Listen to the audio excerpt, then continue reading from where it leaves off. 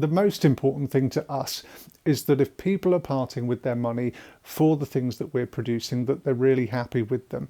And I think that the best way to do that is to give people a really good understanding of what the capability is of the thing that you're selling.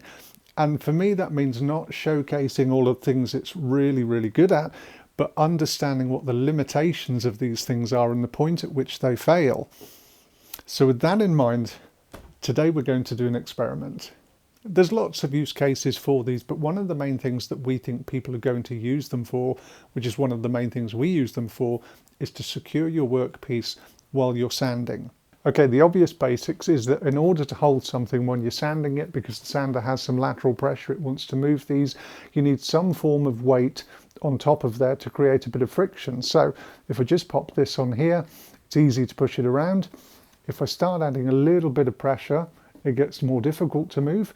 And the more pressure that I add, at some point it starts moving the piece of wood rather than the block. So how light does the piece of wood on top need to be in order for this to fail, because the friction between the sander and the wood is greater than the grip provided between the block and your workbench? That's what we're going to test today. So we're going to use progressively lighter and smaller pieces of wood to get to the point where these things fail and they start slipping. This is going to be a really important video for you to watch if you work exclusively with small and light woodworking projects, because for anything bigger than we've tested today, it's a completely irrelevant test, because the more pressure you put on these things, the more grippy they get. So let's make a start. I'll tell you the types of wood and I'll weigh each piece of wood as we go. This is my DeWalt random orbit sander with some 120 grit sandpaper on, and we're just going to keep going until we get to the point of failure. And I'll do a no BS assessment at the end of this video to say the point at which I think these things don't provide the kind of grip and value that you're going to want from them. So my workbench is OSB, and I'm aware that some people will have plywood surfaces on their workbench, so I'll pop a piece of plywood on here. Afterwards I'll just secure it down to my bench top, and we'll try it on some plywood as well. Okay, I've got 6 blocks popped on the workbench. I'll start off with 6 and then I'll take 2 away just for less surface area to see how it goes. We'll start from the heaviest and work our way to the lightest. I've also got my Makita sander, one of the rectangular style ones, which is much more vibey than a random orbit sander. So I suspect that any kind of failure would happen much sooner on one of these type of sanders than it would on a random orbit sander. But I know random orbit sander is what we all actually use for finishing anyway, because it's what you should use for finishing, but I'm going to test both because I want to know. So my scales go up to 6 kilos. It's right on the limit there. Depending on how I hold it, it throws an error. So I think that's pretty much 6 kilos. It feels completely secure. My bench is moving before this is moving, but let's do the test anyway. Random orbit sander.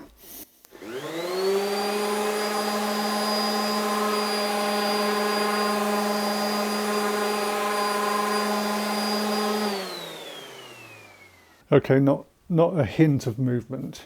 Let's try the much more violent and vibey Makita.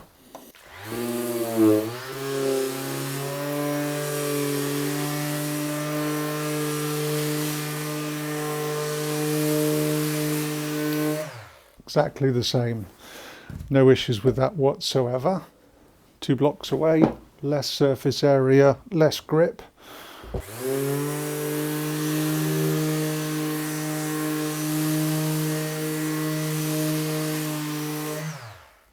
No issues.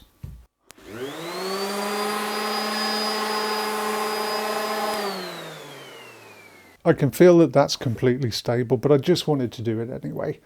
Next, plywood is clamped to the bench. You can see there's dust and crap all over it, but we shall do it anyway.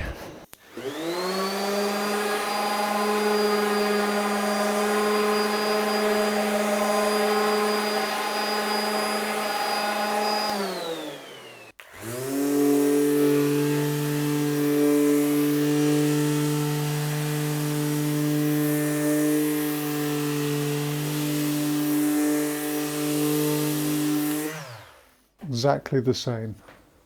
So I think it doesn't feel any different popping these on OSB to popping them on plywood. But we'll keep going. Next up, we have a piece of Sapele, 3.5 kilos. So let's try the Vibey sander.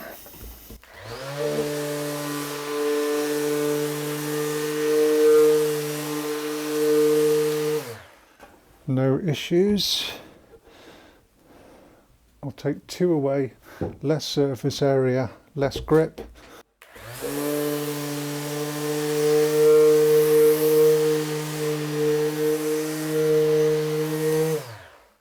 No difference. I'm still not feeling anything in terms of movement. It feels completely secure.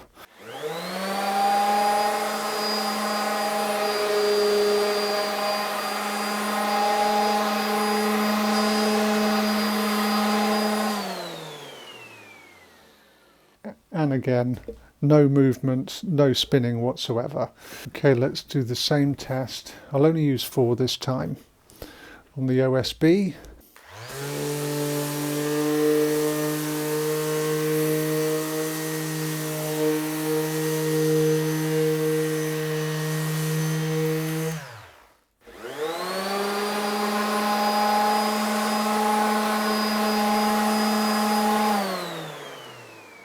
No issues at 3.5 kilos. Next, we have a piece of Niangon. The last 2 that I've used have been rough sawn, so they've got a slightly more grippy texture, but this one, I've got 2 sides to it, one of which has been quite finely sanded already, so it's a much smoother surface. 2.7 kilos. Feels nice and secure.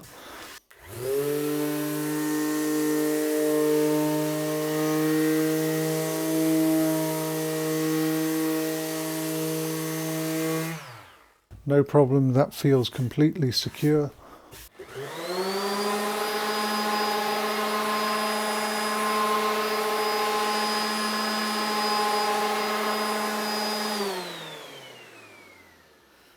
Predictably, even better. Feels the same as OSB.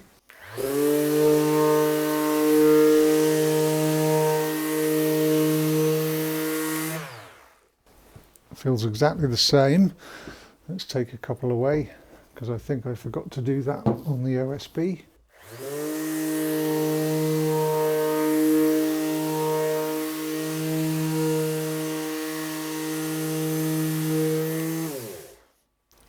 And the same again. I am trying to keep the pressure light because the more you push down, the more these things will grip. So I'm applying a light sanding pressure.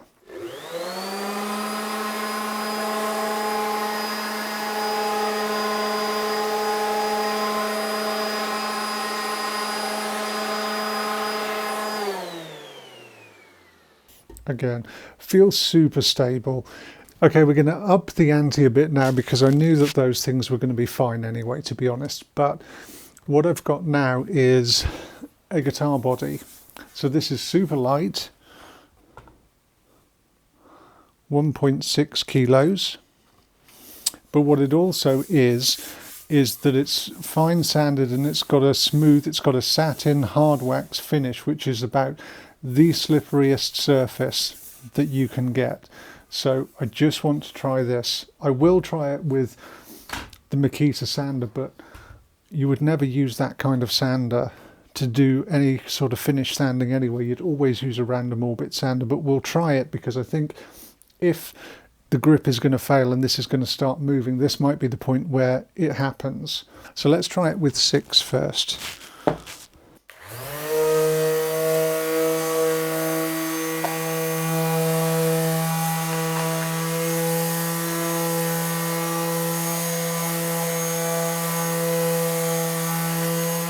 And there you go. So with this kind of sander, that there is just, I don't know whether you caught it on camera, but it's just starting to move with one of those.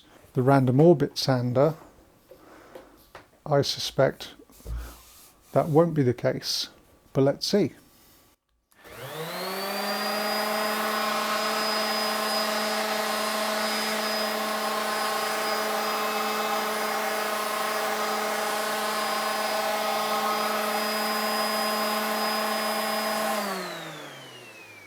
No, no problem. It still feels completely solid with a random orbit sander.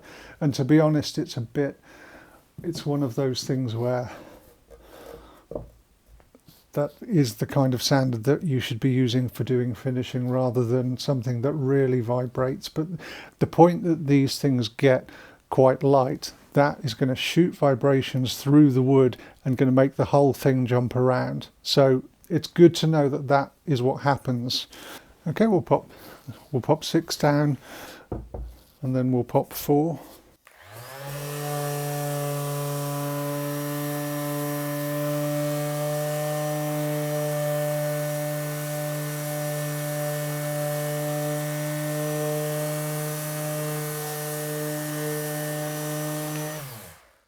That's interesting. So that is a bit better than it was. It doesn't seem to be moving around at all on the OSB.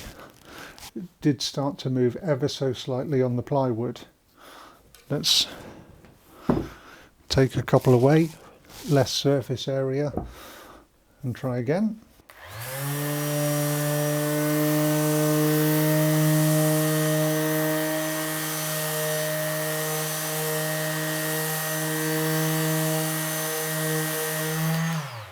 We don't really need to do this with the random orbit sander, but we will anyway.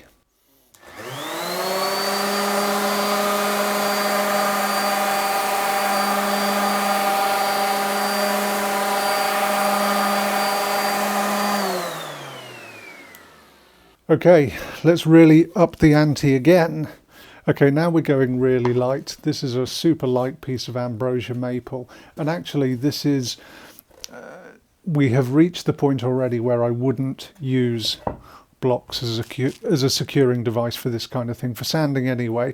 I think, to be honest, the smallest thing I would ever go is these type of projects, but this is what the test is about. So let's see. 650 grams.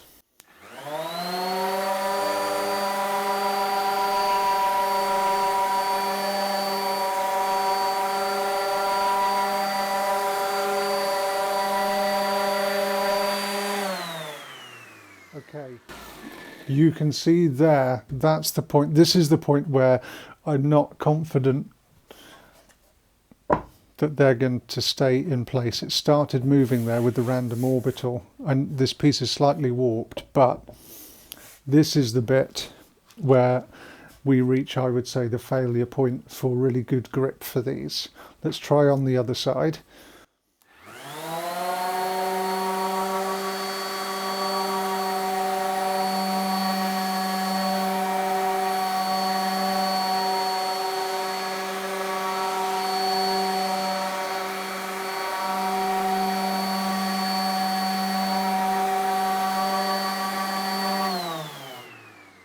Yeah, so there is definitely movement there. That's the part, this is where I'm starting to lose confidence in the grip. So I suspect this one is going to make it move a lot.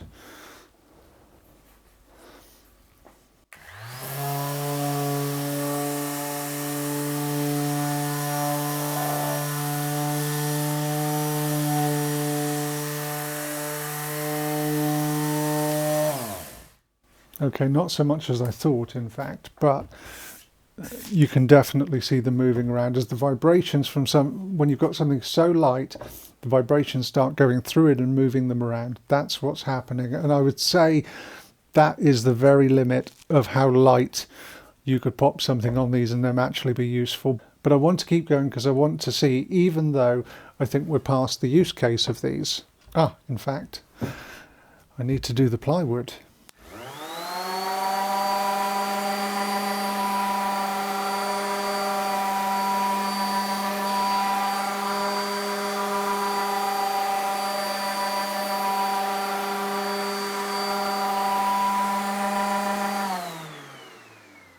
Okay, you can see this one actually moving around because the wood is not completely straight, but same thing applies. I would say pretty much the exact same result.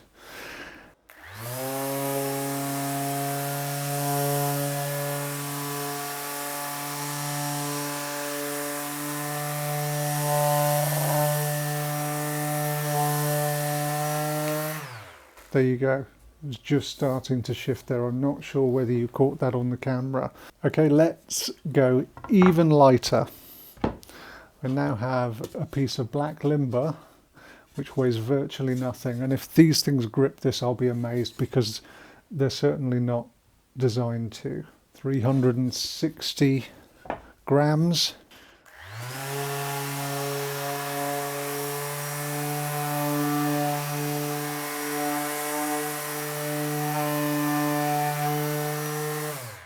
Okay, you can absolutely see that moving now, and it is not secure. It's starting to move around with the sander. Nothing like it would be on the workbench, but I would deem that a failure and unacceptable. Random orbit.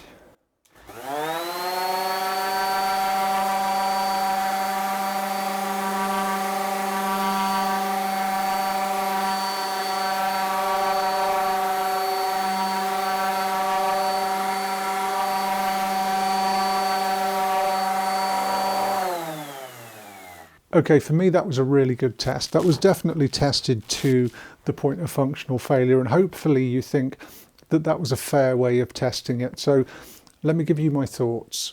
Okay, hopefully that was a really useful video for you if you're thinking of getting these things, to be able to actually see what happens when you reduce the weight to such an extent that the actual functionality of these things fails. I think is invaluable. I think knowing the limits of things really helps people make informed decisions about what they're buying, and we do want to do that on this channel. One of the other things that I'm going to do is a rigidity test. So I'm going to put these on their sides and in the various positions, and I'm going to put weights on top on pieces of wood to see at what point these things start to bend and buckle and fail. That's for another video. But my 2 cents worth for this is that if you're exclusively working with small and lightweight projects, you're not going to get the kind of value that you might hope you would get from these kind of things. In fact, I think anything from this sort of size upwards, right the way up to big slabs of wood, dining tabletops, that kind of stuff, that's where you get the value from these. So if you do know Todd and I from our other channels, you'll know that we're just straight up people. We're a couple of guys in our workshop building things that we think will be helpful. We're not up for trying to sell these things to everybody that will possibly buy them. We just want to get them in the hands of the people that they will really provide value for. So hopefully these type of videos, the tested to failure videos, will be useful to help people do that. So thank you for watching, and we'll have another video soon.